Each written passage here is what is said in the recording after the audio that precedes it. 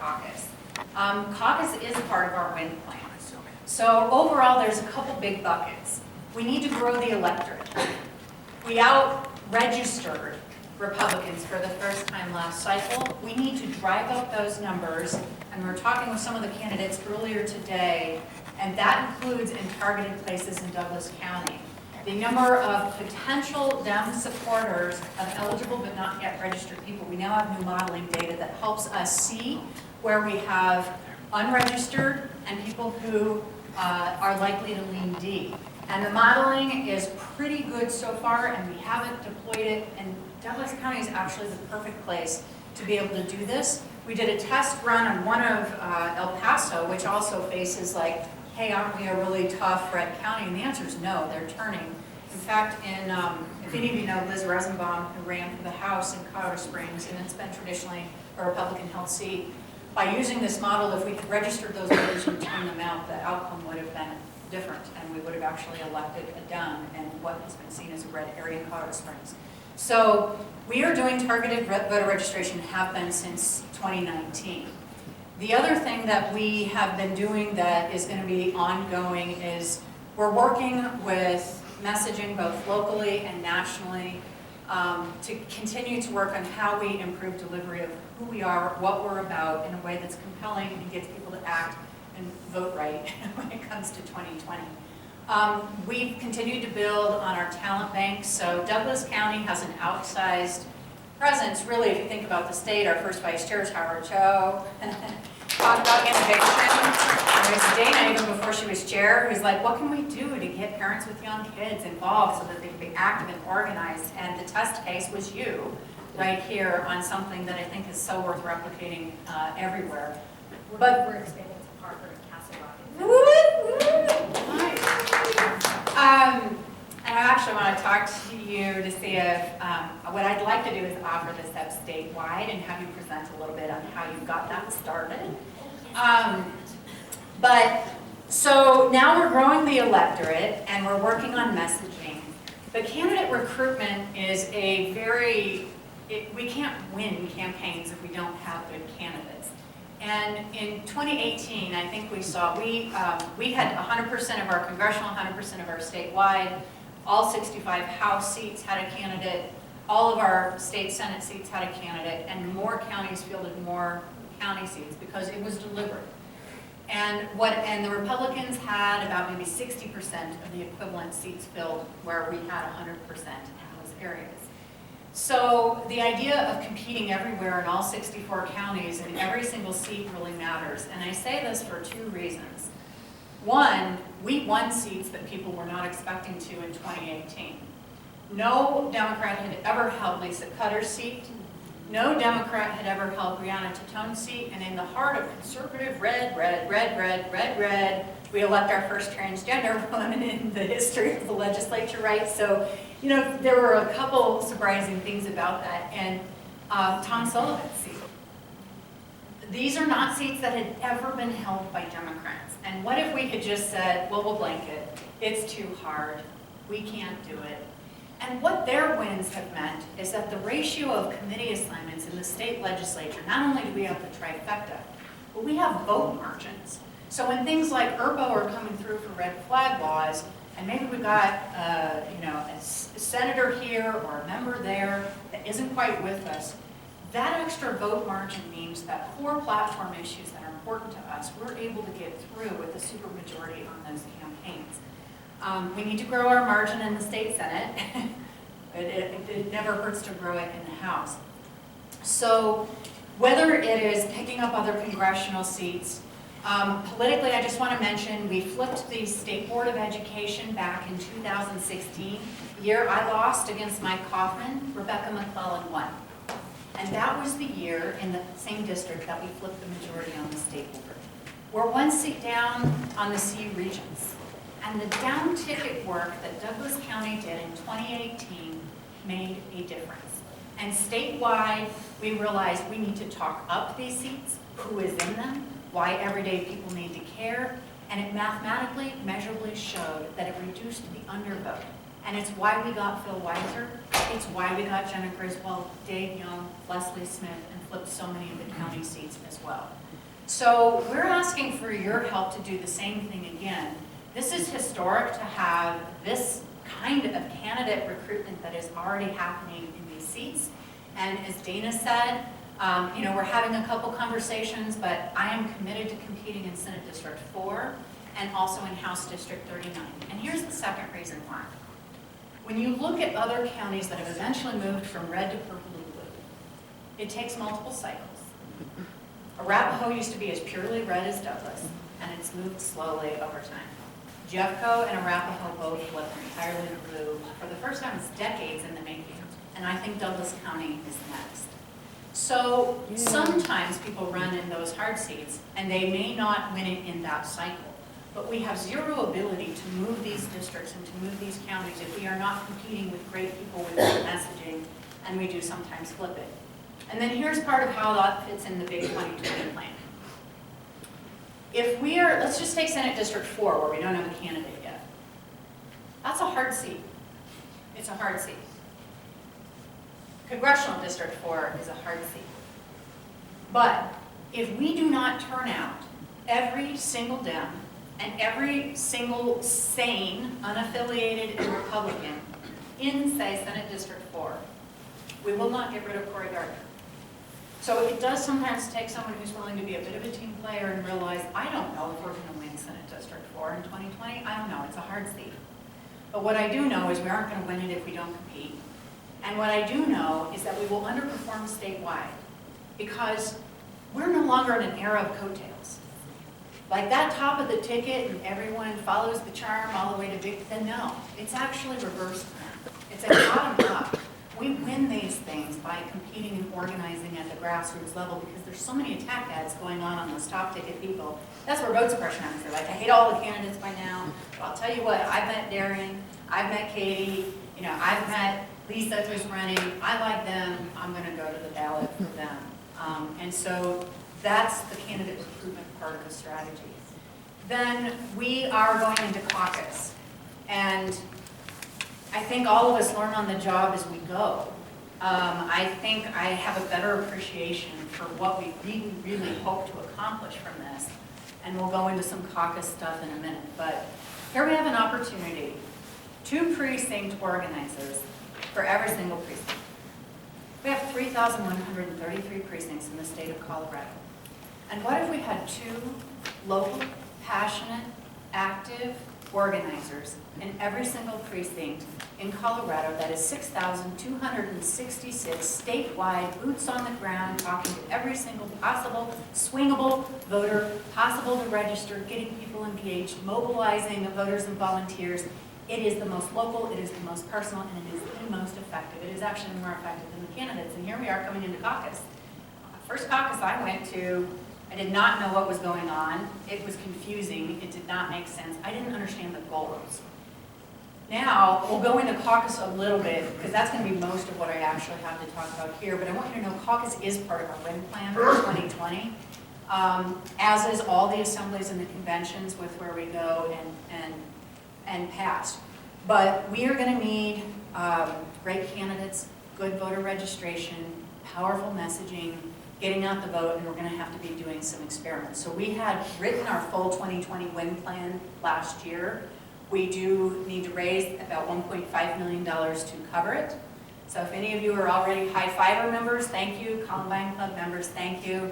If you're not giving to your county party and your state party yet, think about making sure that you've got your tickets to the Douglas County dinner on May 2nd. May 2nd. Does everyone here have your tickets? They have not on sale. Okay, how many people are ready mentally to buy their tickets? Our tickets are on sale. So ours is on April 18th. And our keynote this year is going to be Hakeem Jeffries, who is one of the impeachment managers. And of course, we've seen our own Jason Crow do an amazing job. Too weird to believe. So literally, there's some operational goals. I love the inspirational stuff because we are here to save the world, and the world needs itself saving right now. But tangibly, we can start by making sure that we're getting 2 precinct leaders in every precinct. And we will be partnering with counties to have training to follow up. It's a finite universe of your closest neighbors, and this is really how we win top and down. So we want to see turnout. I was talking to a reporter because we don't caucus for president anymore. And it's really a wild card, like, are we going to see a lot of people? You know, there's been a lot of activism happening. Trump is an insane fascist. We're ready to get rid of Cory Gardner. The energy's there. Are we going to see a big turnout? Or, because this is the first time in most people's memory in Colorado where we've been a presidential primary instead of caucus, and president has always been what has driven a lot of the top line stuff, do people stay home and be like, oh, I already voted in the primary? So I agree with Dana that we need to really encourage people to show up to caucus, because that is really the first step to making a blue wave happen in 2020 and defeating everyone we need to is going to begin at that caucus. So when we start to share graphics, tomorrow we're doing some paid boost, but why caucus? How do you look up and find out where you're caucusing? You can certainly help us by doing simple things like liking and sharing that out to your network. And we tend to be whiter and older, and we would really like to see caucuses have new people, have people who have never participated in the Democratic Party before, and come out as part of our team for victory. As I mentioned, we are looking to run a Democratic candidate in every single seat, and so locally, you can help us with Senate District 4 and House District 39, and then supporting the candidates who've already filed in the other seats. And we need to grow volunteers. So when people are showing up to caucus or to our state assembly, whether they're volunteering to be an election judge or just simply filling out a volunteer form, everything we need to do at the county and state level, like, we can't compete with the finances, and so really no one should leave, whether they're elected to a position or not, without being kind of voluntold a little bit and like plugged into the movement. And so ultimately, we are trying to have an absolute blowout in 2020. I think, when I was saying like caucuses, I showed up and it was just in the weeds. And there is a lot of detail to caucuses, but I always need to start with like, why are we even doing this in the first place? So all of you have heard people that are like, I don't like the candidates that got on the ballot. It feels like it's a done deal. How do I actually have an impact? The parties are all the same, you know. So if somebody really wants to have a say in who any of their candidates are, they should be participating, because they have a direct say in either who the delegates will be or themselves on who the candidates will be that are going to represent them on the ballot. You know, showing up is really half the difference. Making a difference. I see us as part of the movement. It's the Democratic Party plus, and a lot of plus, whether it's immigrant rights activists, whether it's the Women's March, whether it's Black Lives Matter, whether it's the Students for, you know, if it's Everytown, if it's, you know, we're part of the movement right now, and when we show up to caucus, we will be networking with other activists and volunteers for the bigger purpose of obviously making a difference. It's bigger than the caucus, it's bigger than the elections. And with the benefit of hindsight, caucuses make history. We can look back now and see who we had to choose from for candidates and like what the outcomes of those elections were. And it feels very grassroots approachable, as it should that night. But what follows from that day forward will not only change the reality of those campaigns and those elections and who our choices are, but depending on who gets elected, as we know with number 45 in the White House, it's going to make history for better or for worse, and we want to do it for better. We have a chance to talk about, like, there may be local candidates that are stopping by, but we can fight each other on Facebook and share that with the Republicans and the Russians who know how to infight us. But spending time at caucus is a chance to really talk about what our shared values are and what our common goals are and how we need all of us to be part of something bigger right now. It's so much bigger than us. You have some of the best trainers in Douglas County. So you've got amazing leadership that's there. You guys have done amazing work. Sean Sindelman, I have to single out, is like one of the best trainers on staff ever. And so if you're getting a detailed training by him, I can guarantee you it's going to be amazing. He and Elaine have been working very hard on our training materials and our training team. Yeah. Amazing. I mean, amazing. And I've seen some of those too. So I think I would put your training materials up against anybody's, anywhere. I think they're amazing. One of the things we want to share out broadly is just who can caucus in that February 14th deadline. I don't want anyone showing up to caucus and have to be told, oh, I'm sorry you missed it. So we have this very narrow window now between today and February 14th to do every single thing we can, whether it's press, social media, to remind people they need to be registered to vote as a Democrat and that your address is current to the precinct you're going to be caucusing in by February 14th, preferably sooner. It was handy that the 22-day deadline fell on Valentine's Day. It's easier to remember. So, you know, but we're all going to be explaining. I just had this happen with the press interview too, and you guys know this, but I think you're going to be ambassadors to help us explain to other people, wait a minute, I thought we got rid of caucuses. And they're thinking about the president. I mean, we did. We do have a presidential primary now. So by Super Tuesday, we're a Super Tuesday state, and so they're not caucusing anymore to decide what president is going to get how many delegates from Colorado to win the election. We're caucusing really with the U.S. Senate. That is now legally the top, so that is who you're caucusing for. That is the preference poll we're doing for.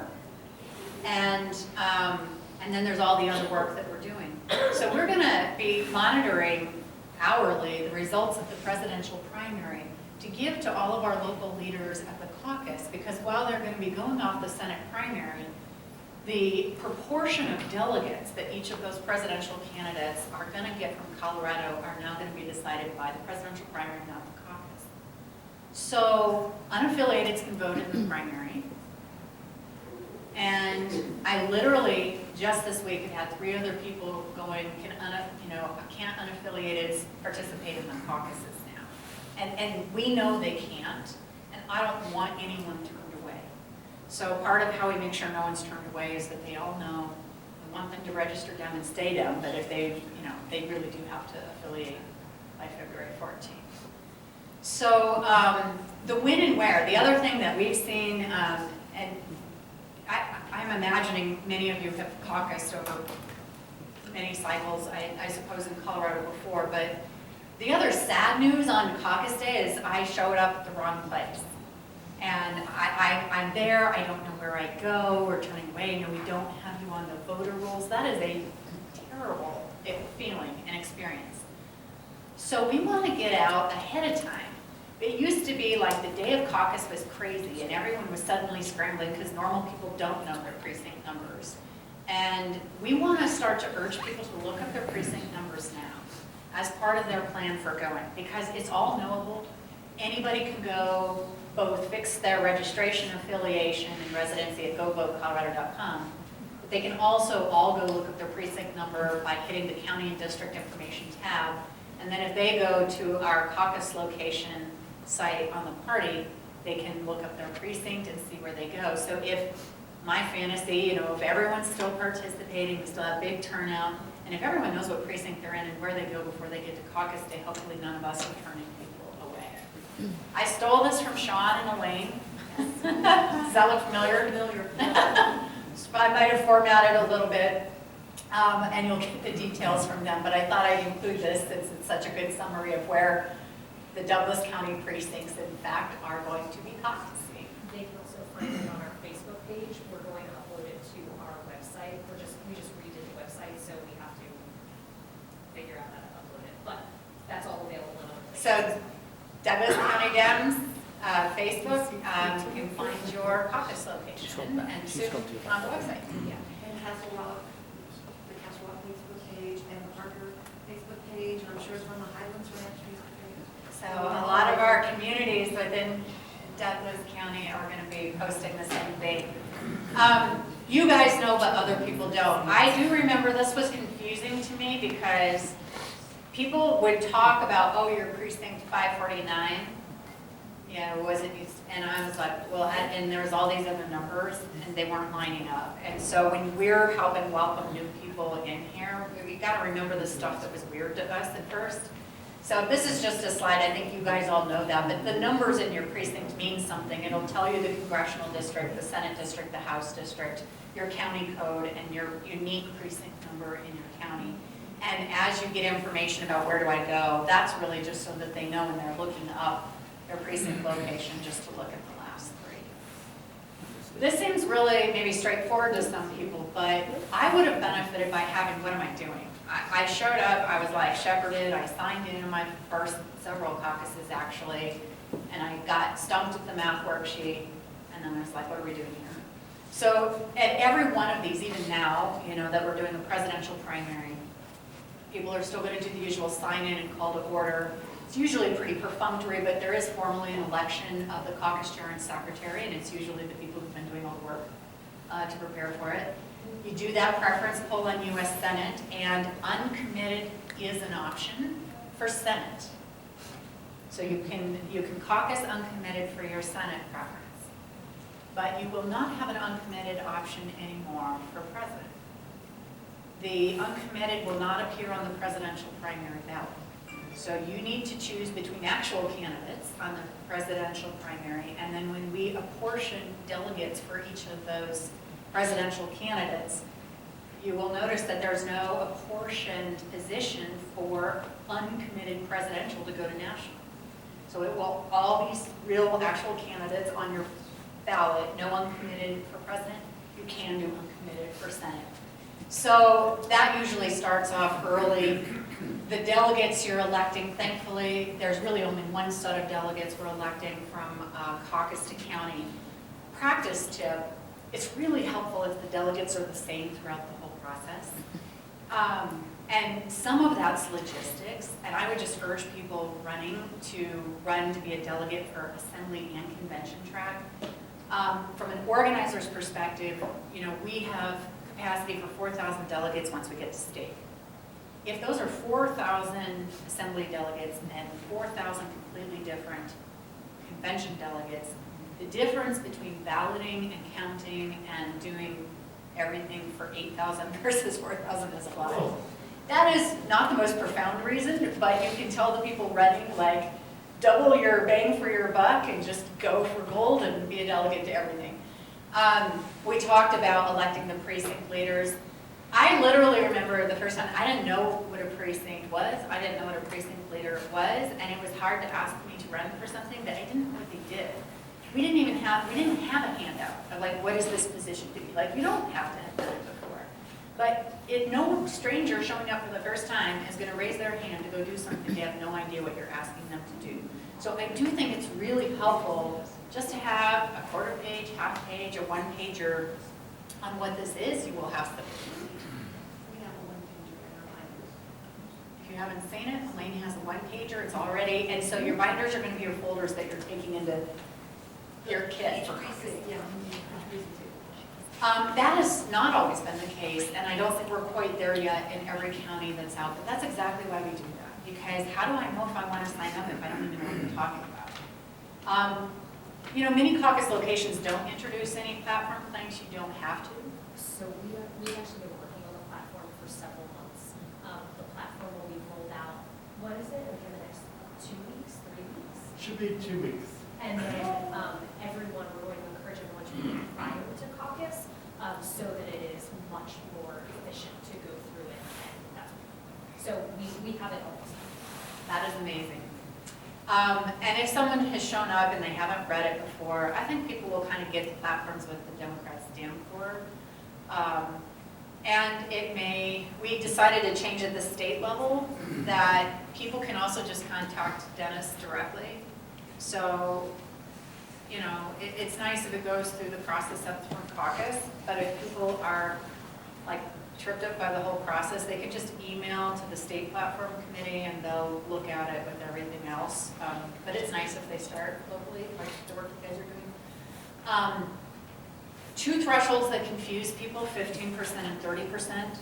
So the short version is, in order to get a delegate, a candidate needs at least 15% support. That same threshold will apply to whether on the presidential primary. So any of the candidates that are at 14.9 or lower is 0 delegates. Otherwise, it's proportionate beyond that. So the campaigns want, if they are getting on the ballot through this process, they need at least 15% from each of these steps to get any delegates going forward, otherwise they get 0.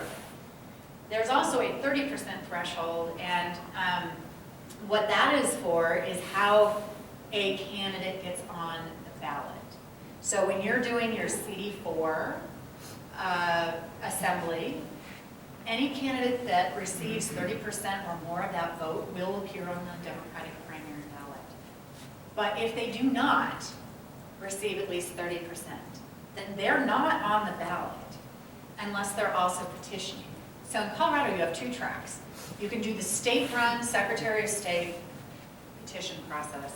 You can do the party-run assembly process, or you can potentially do both. And because you guys are sort of core on this, you know, a lot of our campaigns get confused on this too, but they also, if they're doing both, let's say there's so many candidates, it's not a guarantee that anyone gets 30%. The risk they have of doing both is if they do not get at least 10% at assembly, then they can't petition. Even if they had all of the valid signatures to otherwise get on the ballot, a failure to get 10% or higher in any assembly process blocks you from getting on the ballot. So quick on who's in the preference poll. So our rules are not super helpful about getting advance notice. So I believe in just pestering people. And I've asked all the Senate candidates what they're doing, and I've been trying to keep you guys current. But I'll give you the latest on who's going to show up in your preference poll.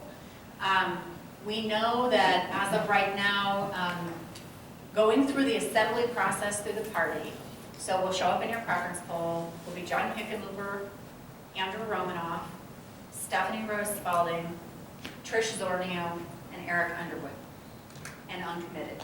Those will be all of your menu of choices.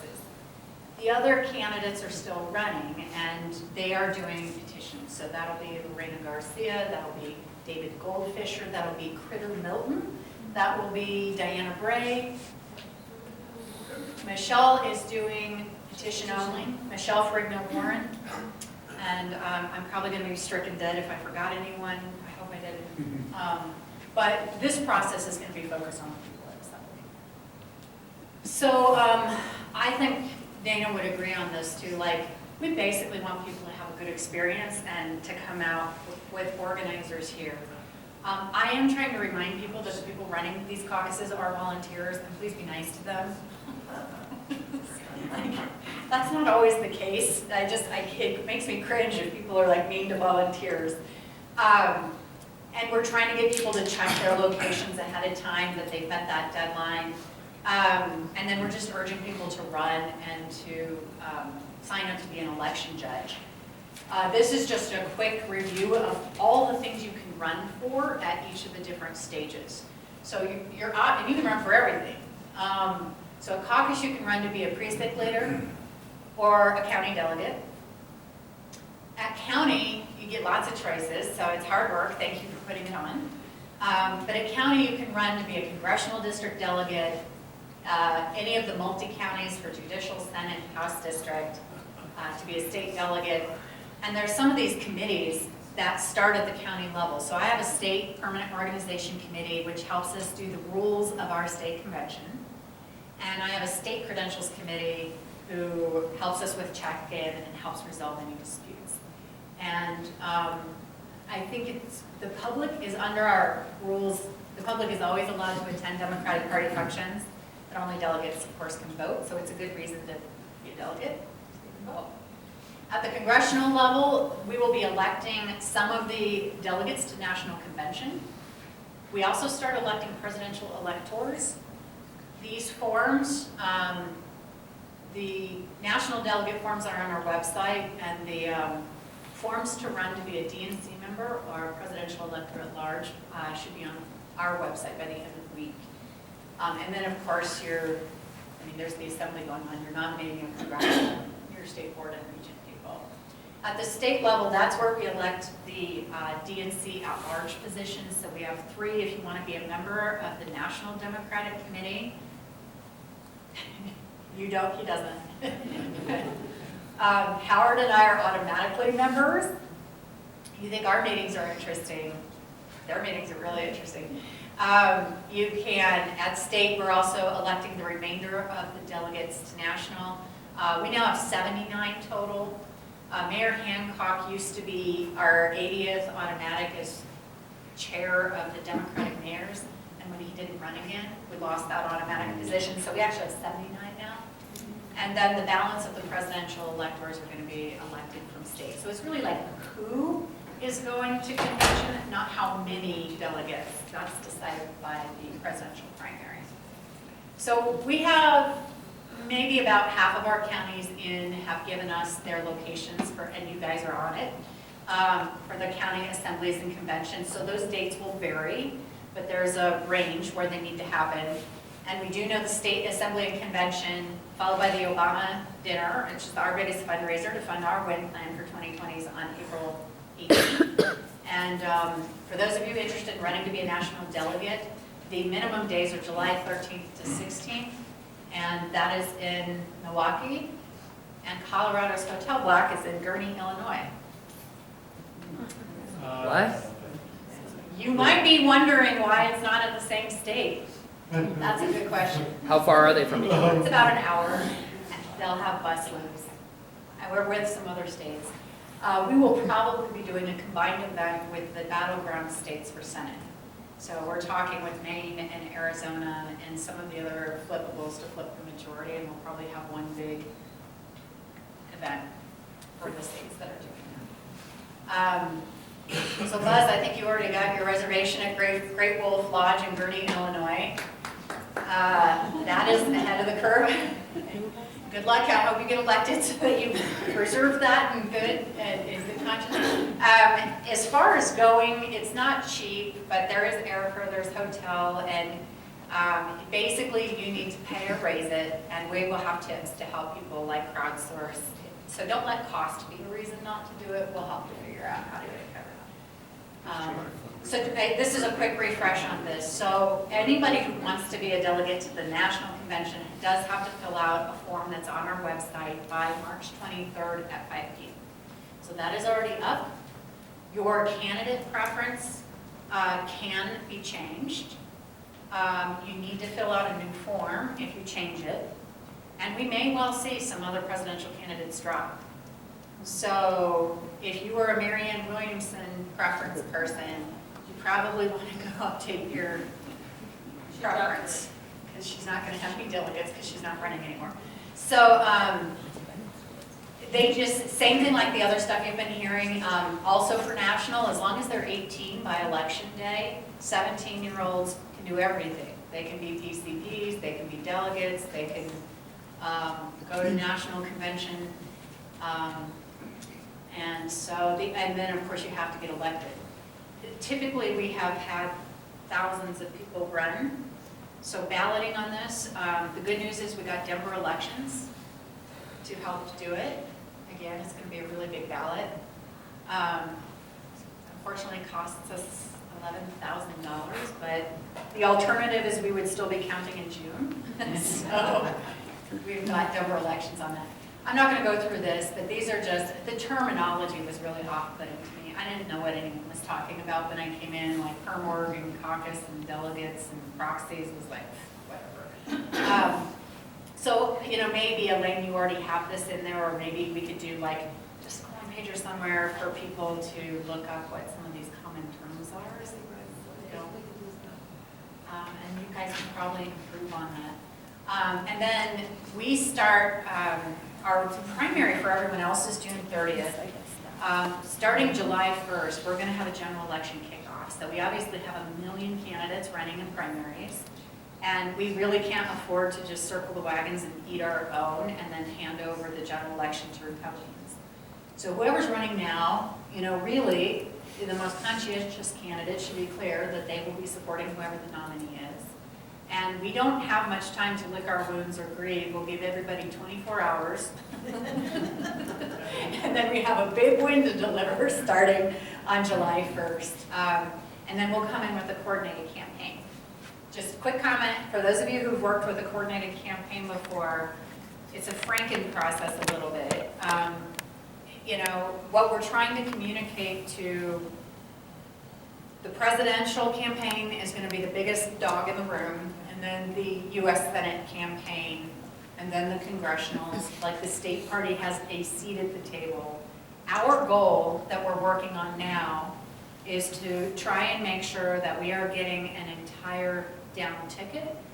And we work with the counties on their great designs, so many of you have, and just like, here's the county slate.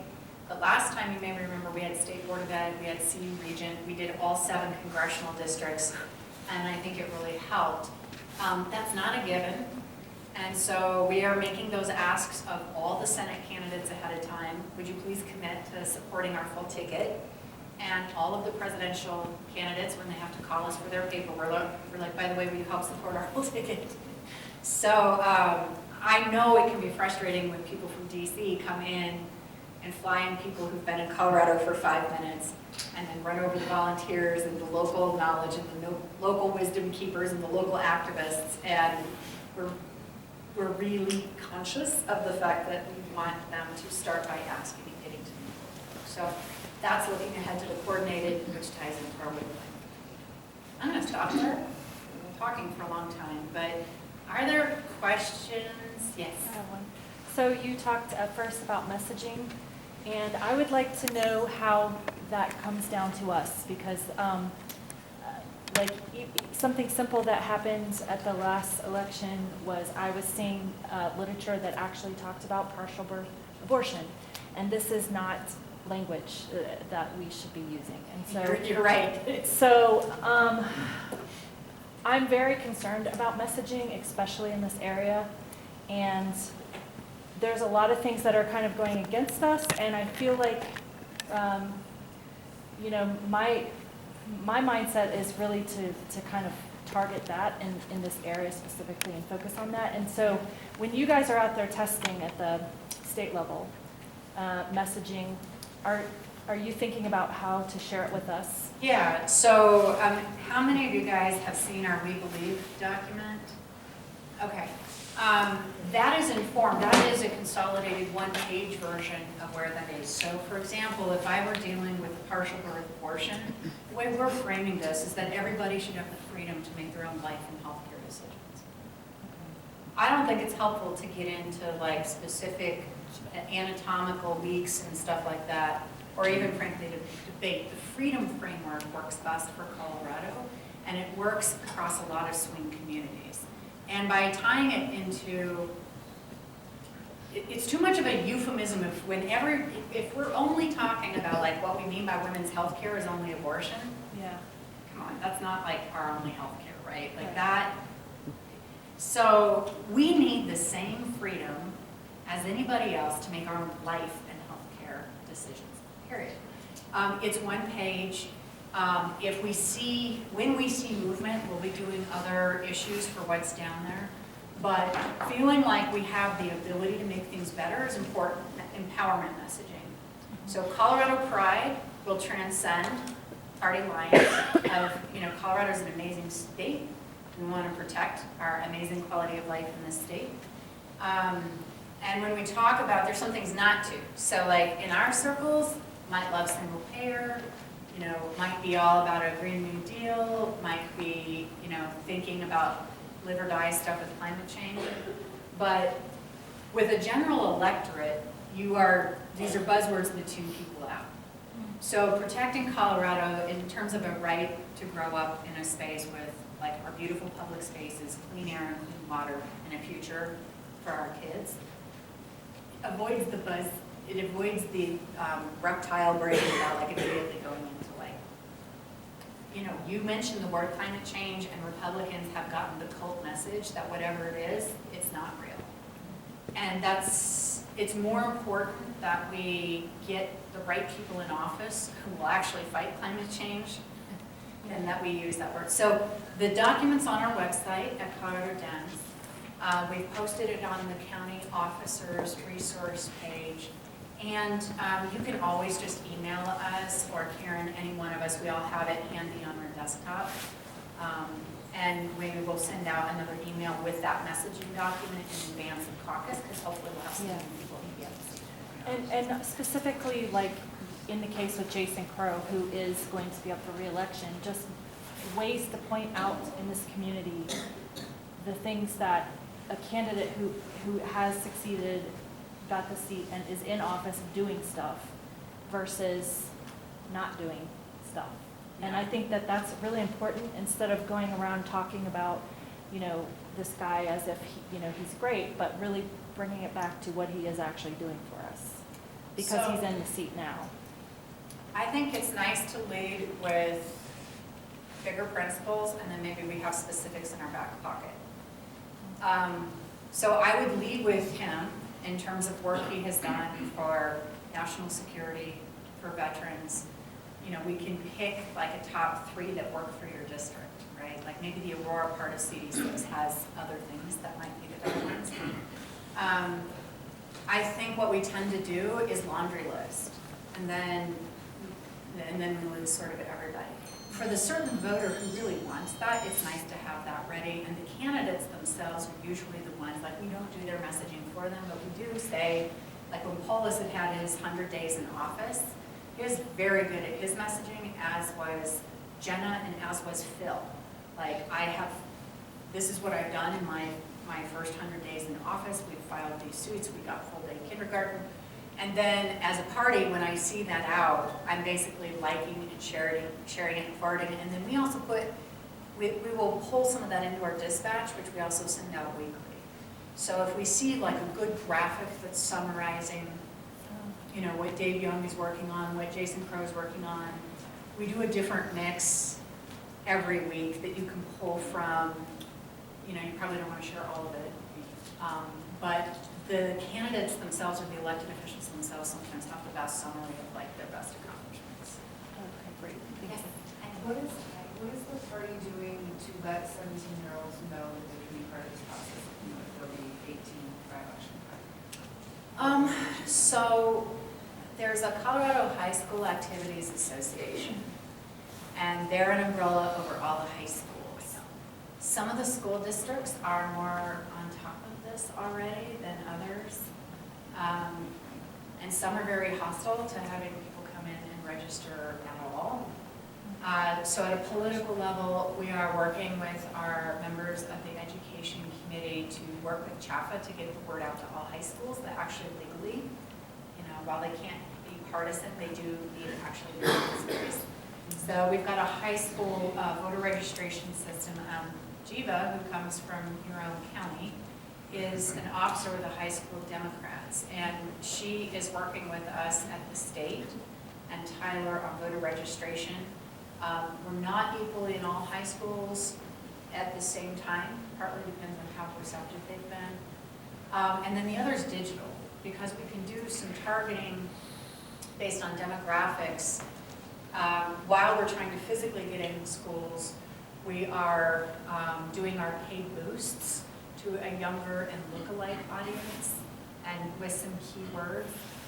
I don't have enough data yet to know if we're really getting traction yet, but the thought is the combination between being in the high schools and targeted social media and any other ideas you have, because it's great. And the other thing is when we tell them they can vote, like they actually have to be registered there too. You can't just be 17 and show up. And so I'm worried about people seeing they can be 17, but if they're not registered by February 14th, we have to turn them away. I don't want to do that. Other questions? Yes, me. I just want to recommend that when you talk to Dennis about the platform, that you, if you think it's appropriate, ask him to deliver a very short summary, like a half a page or 1 page or less. Have you been on the platform, Wayne? Whatever you think is appropriate, because we have a really hard time as a group coming in anything less than 2 or 3 pages. Yes. Because it's so inclusive, nothing can be left out. And Nothing so, can be left out. So I told Dennis, who was one of our co-chairs back in 2018, I'm like, a 55-page platform is not a messaging document. Like, this is not a manifesto, and as Democrats, we love to see in writing all of our policy expertise on everything that's ever happened. So I'd give them the example, and I'm like, okay, we could take a look at where there's some kind of oppression happening through colonial and indigenous power somewhere in the country. We always have a fight about Israel and Palestinian issues. But we could also make a global statement that we respect, sovereignty of nations and the rights of indigenous people, and then we don't have to get into Burma separately from Israel and Palestine, and then what's happening in, like all of colonial Africa, because then you're gonna leave some countries out. So we gave them guidance. They got down to like 38 pages. But it's a major battle that even I tried to get down to one page. And it's political because the You have to minute, give them a specific number of words, or even if you say half a page, it would drop down to like 6 points. and then we need Nerf noodles, because if anyone doesn't see their part make the summary, they're like, well, then you don't care about. If it's a rule, it comes from Morgan. Oh, thanks. No, it's a fair point, and he will be the first to say that it's hard, and he understands it's a goal, and we will reinforce it again this year. And it's like, all right, you went from 55 to 38 pages. Let's just shave off another 10, get a little bit more broad principles, and because it'd be nice to tie our platform into our messaging.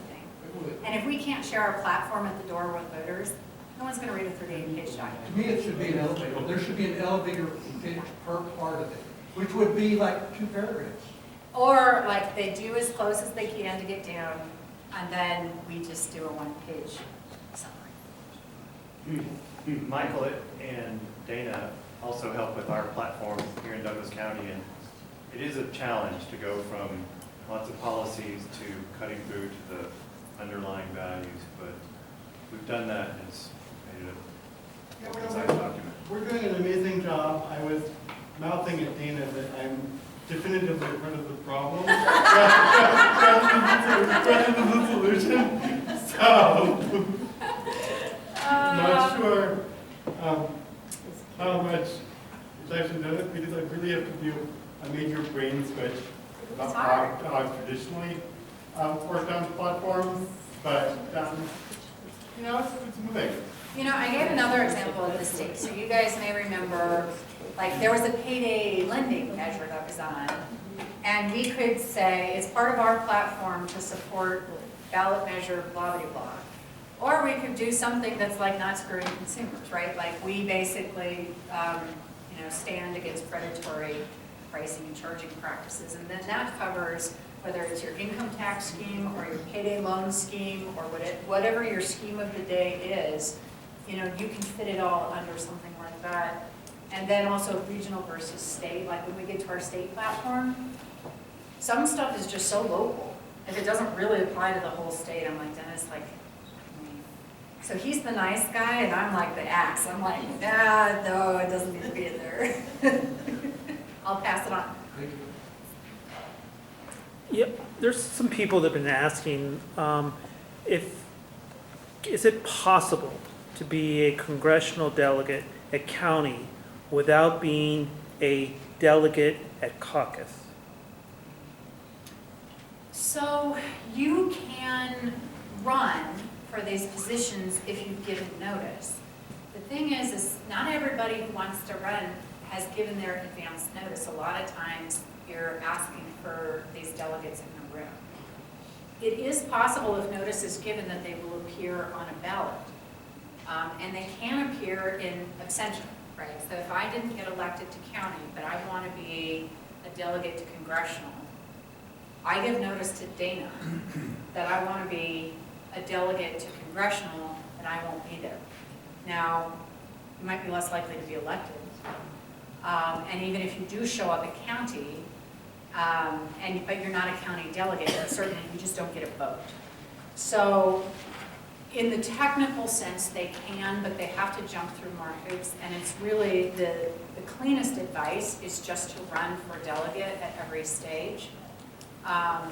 This is so decentralized that not all counties may be equipped to realize that they're getting notice or how to handle this. And it's helpful to be able to vote for your delegacy, if that's a word, delegacy, candidacy. So yeah, it is technically possible. On the same thing, our caucus rules actually state that you have to be present to be elected as a delegate. But I've talked to a bunch of people and nobody seems to know what the truth is. And unless it's just whatever is written in our caucus rule, the one pager, you know, that we have that gets read at caucus or 2 pages. Yeah, so that's not in the delegate selection plan now, and I think that's a carryover. I think what that was originally intended for is, like, the idea of remote caucusing, we're not really set up for. So like online voting, participating remotely or electronically, you know, some states were going to try that, and then it got, like, the DNC was like, we actually don't have, nobody has this figured out yet. Let me double check that with what we have here, and maybe we'll just put out a standard guidance to everybody, because that could be potentially confusing, and others might get the same question. Yeah. Hi, Mike.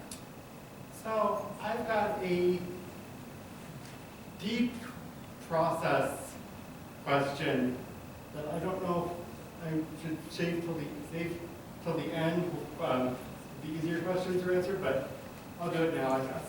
So now that we know that we are caucusing for Senate, and now that we know the percentages that we're going to get presidentially coming out of the primary, but we don't know the delegates, at what point are we going to be able to funnel those two things together to figure out the right percentages for actual delegates to up the chain, eventually to state and to national? Okay, so you are going to be using the Senate from caucus and county. Correct. When you get to congressional, you're actually going to be using your congressional preference poll to go to congressional. We will know by congressional, because we don't start electing national delegates until the congressional and the state. Okay, that's what I was wondering. And so at congressional, and this is an interesting, it's a fine point, but you guys might get this question too.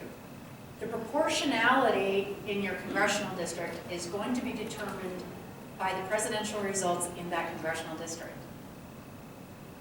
And CD4 may well have different preferences than CD2. So the national delegates we are electing on the presidential track from congressional will be mirrored proportionately to the results by that congressional district, and the proportion will be affixed based on that. The remainder of the delegates that are elected from the state are going to look at the statewide results of the presidential primary and will be based in proportion to that. So it'll be curious to see, are these consistent across both? Or does the western slope have a truly different preference? And we wrote that in the delegate selection plan for some local, you know, like the state gives its own statewide average, but there may well be local flavors that we wanted to, at least by congressional district, honor the fact that different communities might in fact have different preferences. And so you don't really have to worry about that until congressional. We'll give the congressional district results on what that proportion is, and then we'll have the statewide results. Thank you. So the congressional will be not part of the caucus? Is that what I'm thinking? It's So not we part don't of need to worry about that? No. Okay. Thank you. And part of what I've done, like, like at the last central committee, I was like, okay, I'm gonna do this all the way through to the end. And we even tangled ourselves up, I think, we're like, that is a lot at once. So for the most part, we're really just focusing on caucus right now. And then we'll kind of tighten up about like what all we're doing at county and what all we're doing at the other stages, because it's just so much. And if they're for the general public, I mean, they'd be like, so we really don't have to worry about it right now. Yeah. So, I don't know what kind of timetable we're on, or if we have other questions. other announcements, suggestions, but I just want to thank you. I have to say you are punching above your weight in this county. I think this is the next county to flip.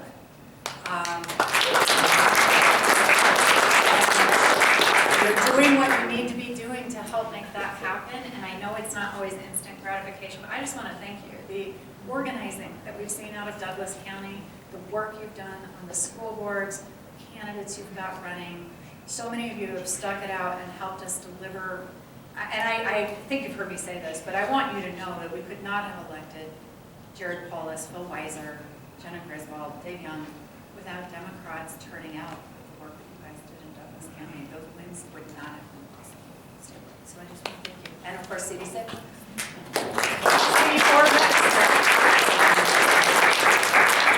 Thank you, guys. So, Caucus attendance question goes for both delegates and PCP. Can a PCP or a delegate not attend the caucus and still be elected to either PCP position? Yeah, and I think the answer to both is yes. So we need to change the rules. I mean, and I don't think that's in the delegate selection plan, but I think it's in an old document of prior written rules that we probably better check. I think Skip was at the end. I think it had in prior delegates, so very good question. Because I like to know everything, but I better go check that one out. But it's a question for both PCPs. And delegates, got it. Yes? A quick question for Lisa. Can you clarify, you have a Twitter handle, yes? Yes. Is this Lisa for Dougco or for Colorado? So I am actually working with, there's another Lisa. So all of my handles were originally Lisa, the number 4, Colorado. But she had the Twitter handle, so I was swapping with her. I had the FOR and she had the number 4. So we're swapping. So it should all be Lisa 4. For which? Dougco? The number 4. For Colorado? For Colorado. Okay, that's currently locked as far as followers. I know, it hasn't gone live yet. Okay. None of it is live yet. All right. It'll go live on the 8th. Okay, But my Facebook page will go live today. good job. That's a great question. All right, we've already got volunteers signed up and people sophisticated looking for Twitter handles, so we're good. We are really good. I do want to take just one quick second. So the spoiler projects are still out there. You guys may remember the centrist project, Unite America. They've changed names to Western Independent Voters. Same group, Cory Gardner, Mike Kaufman started it. It's to recruit left-leaning unaffiliateds to run, to subtract from Democratic votes, to flip Republicans into seats. So just know that they're still out there and they're still recruiting. They're funded and they don't report like parties and they don't have campaign limits like parties and they don't have any limit on sources. So they're acting like a party, but they're following none of the campaign finance rules. And it's, you know, we're in a level of deception in campaigning where, you know, not everything is like it seems. What are they called again? Right now they're Western Independent Voters. It used to be, well, it was Centrist Project, then Unite America, then now they're what? So they've done a name change. Their national headquarters are in New York. They have a headquarter in Colorado, as does Americans for Prosperities, and the Koch brothers have a headquarters here. And then all of you who've been through any of our prior training on messaging, some of it's defensive. The interference with our elections has never stopped, and the psychological warfare on us has never stopped. And it's deeper than them attacking us. It's them pretending to be us, attacking us. And it's them finding our infighting, amplifying it, and having us against us. And it worked in 2016. We fought it back in Colorado in 2018. So when they see it on Facebook, Yeah. they get it. You should just assume that what you post, what you like, and what you share is being mined. And if you have a problem, I mean, I know this sounds very awkward because we all want to think everyone gets along with everyone in the Democratic Party. But my hope is, as chair, because this has real damage to our elections and our democracy, that people will resolve their differences privately and in person and over the phone and not on Facebook. That is studied to a science. There's now over 5,000 data points on every single voter in America. So we can't help them in that mission, or else we are complicit in vote suppression.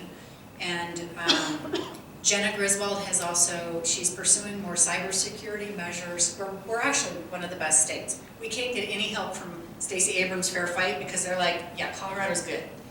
But there is a potential gap that Jenna Griswold is wanting to close because SCORE, which is the live reporting of results, is decentralized with a server in each of the counties. And some counties have the resource to be staffed with security and physically have it monitored, and some don't. And if one of those decentralized SCORE servers were to be hacked, results could be uploaded or downloaded or changed.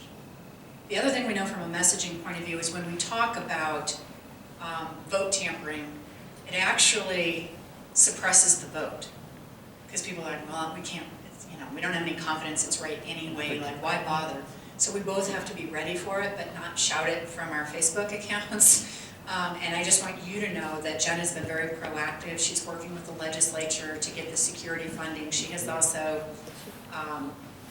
applied for a federal grant.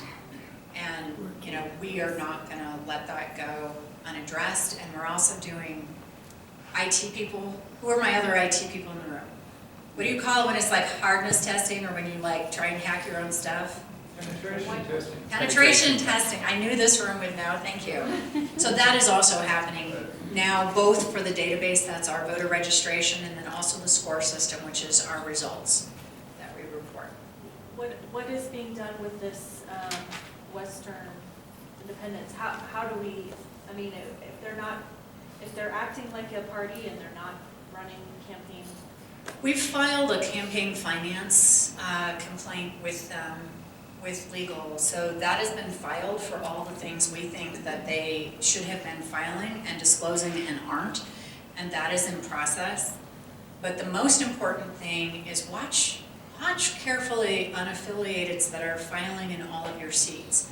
Some of them may well be, like random people who figure out how to petition on, but many, if not most of them, are in fact recruited.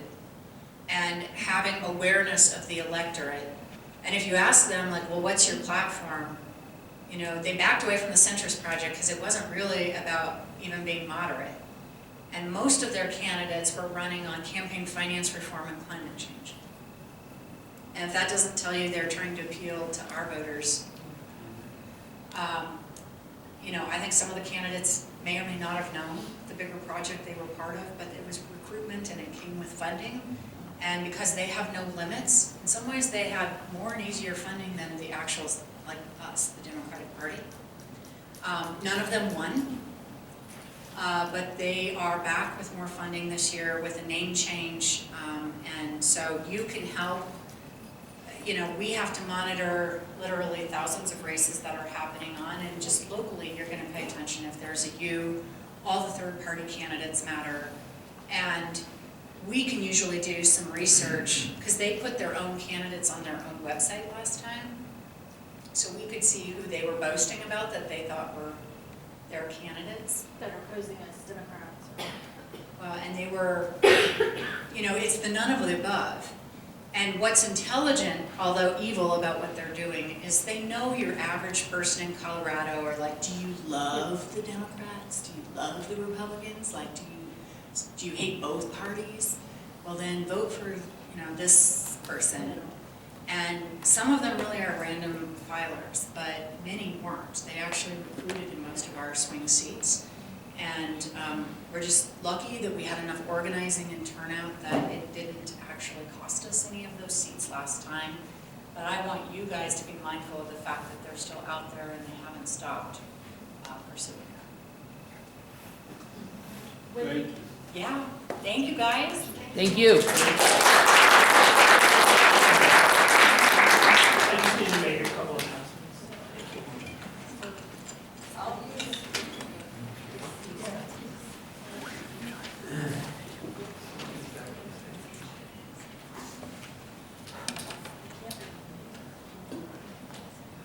All right, many thanks to Morgan and Lisa. So another hand for those two, please.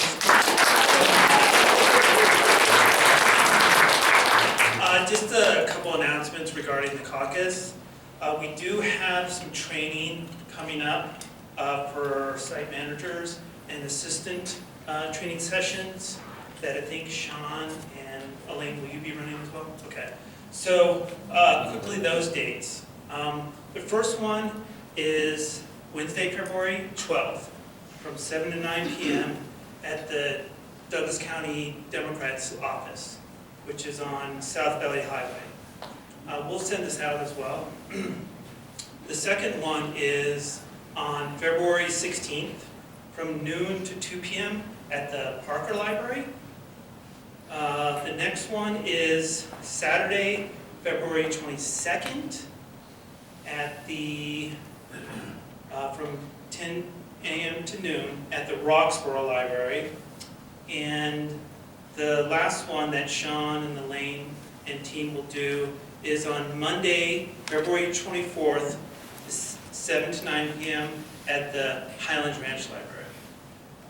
I will also, for those who are in Castle Rock, I will also be getting what they call train the trainer training on the 8th, right? And I'll be sending out some dates for training as well for those who maybe want to, you know, don't want to drive to other places and they want to stay in Castle Rock. So you'll have those options as well. You can attend either one, right? And now, you know, the more dates, the better, right? So just a couple of announcements there. So again, thanks Morgan, thanks Lisa, and please enjoy the last 2 minutes before we get the announcement of the library saying it is time to leave, to mingle with Morgan and Lisa and some of the other candidates here. So thank you. I'll be out in the hall collecting signatures to get Lorena Garcia on the primary ballot, not for the, if you have questions, I don't want to bug you guys, but come on outside,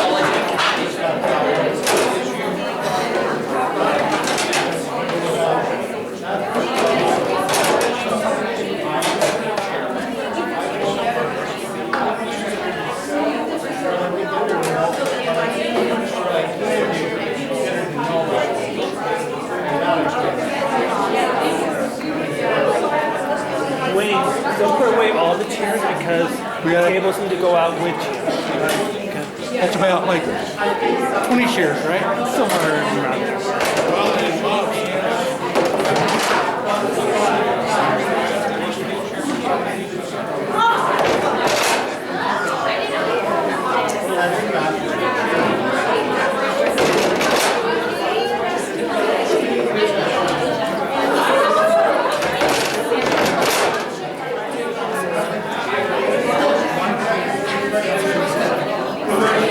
Hey, Ike, how you doing?